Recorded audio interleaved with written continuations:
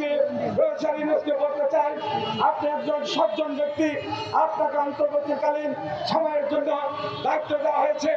আজকে অনেক কিছু ষড়যন্ত্র চলছে দেশের মধ্যে, কোনো নির্বাচন যাতে হতে না পারে, নির্বাচনের বিরুদ্ধে অনেক ষড়যন্ত্র হচ্ছে। তাই আমি প্রফেসর ইউনূসকে বলবো, জরুরি নির্বাচন দিয়ে জনগণের ক্ষমতা জনগণের হাতে ফিরিয়ে দেন। অবৈধ নির্বাচনের স্বীকৃতি দিয়েছে ভারত, পেছনের মন্ত্রীতে বিদেশিরা ওই নির্বাচনকে 14 সালের নির্বাচনকে স্বীকৃতি দেয়, 18 সালের মধ্যরাতে নির্বাচনকে স্বীকৃতি দেয় না, 7ই জানুয়ারি নির্বাচনকে স্বীকৃতি দেয়। কিন্তু ভারত ওই নির্বাচনকে স্বীকৃতি দিয়ে প্রমাণ করেছে ভারত আমাদের বন্ধু রাষ্ট্র নয়, ভারত আমাদের শত্রু রাষ্ট্র। তাই আজকে জাতি ধর্মে নির্বিশেষে ঐক্যবদ্ধ হতে হবে। একদিকে দেশের গণতন্ত্রকে রক্ষা করতে হবে, আর একদিকে ভারতীয় সাম্রাজ্যবাদের হাত থেকে এই জাতিকে রক্ষা করতে হবে।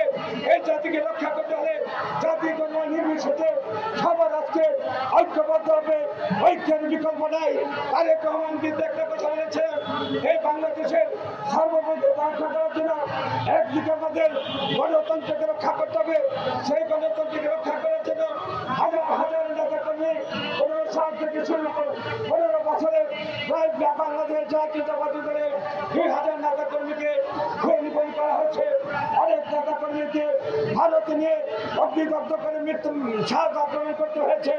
অনেক নেতা কর্মীকে ভারতে আশ্রয় দেওয়া হয়েছে, যেমন করে আজকে ভারতে আশ্রয় দিয়েছে আমাদের খুনি শেখ হাসিনা সহ হাজার হাজার ভারতে গিয়ে হাজার হাজার দুষ্কর্মী, হাজার হাজার বাংলাদেশের হত্যাকারীরা সেখানে আশ্রয় দিয়েছে।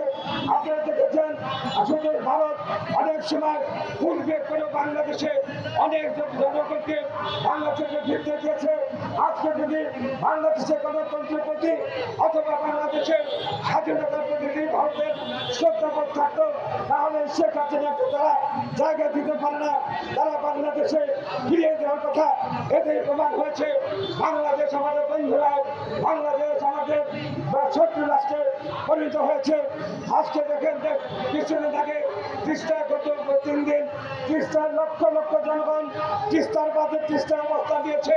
সেখান থেকে প্রমাণিত হয় বাংলাদেশকে মরুভূমিতে পরিণত করতে চায় এই ভারত আবার বন্ধ করে দিয়ে বাংলাদেশকে মরুভূমিতে পরিণত করা হচ্ছে।